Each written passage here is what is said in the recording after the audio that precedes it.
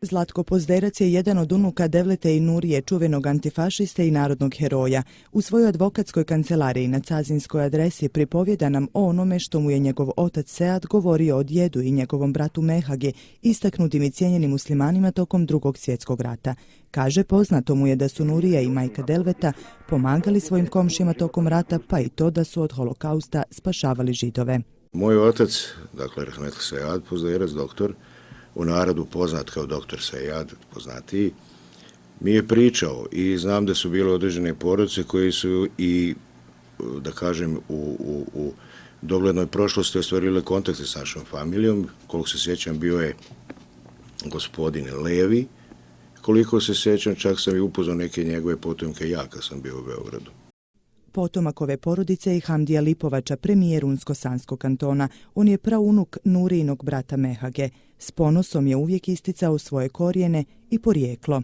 Dok je Nurija bio u partizanima, Mehaga, njegov brat, je u stvari čuvao Jevreje i u našoj kući su bili doktor Isidor Levi i Klarica Levi. To je znači jedna jevrejska porodica, to su cazinski doktori, a poznato je da je Mehaga jednom otišao lično u Prijedor zajedno u dogovoru sa Nurijom i da je doveo iz Prijedora Moni Finci, kojeg je također čuvao.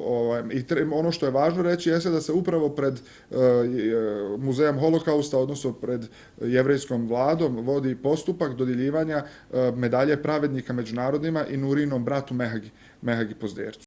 Medalja pravednika najviše je priznanje koje dodjeljuje Izrael nežidovima koji su bez ikakvih interesa spašavali Jevreje u Drugom svjetskom ratu.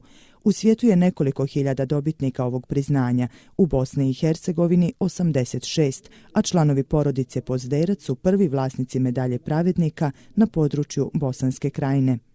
Ako neko nije dovoljno moralan, on ne može da dobije ovu medalju bez obzira što je učinio taj postupak spašavanja ili ako je mogao da spasi još neki jevrejski život, a nije to uradio, onda je upitno dobijanje medalje pravednika za jednu takvu osobu.